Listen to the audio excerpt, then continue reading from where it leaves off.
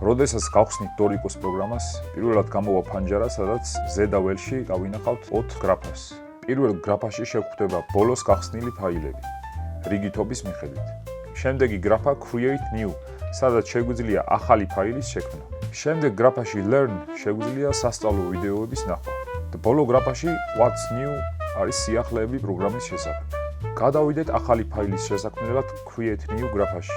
მარჯვენა ზოლში შეგვიძლია ავირჩიოთ ფურცლის ზომა, საგასაღებო ნიშნები, მეტრი და სხვა კომპონენტები. მარცხენა ველში შეგვიძლია ავირჩიოთ სხვადასხვა ინსტრუმენტები ან ინსტრუმენტთა კომბინაცია. ამ შემთხვევაში ავირჩიოთ empty, ანუ ცარიელი ფურცელი, სადაც ჩვენ თვითონ დავამატებთ სხვადასხვა ინსტრუმენტს.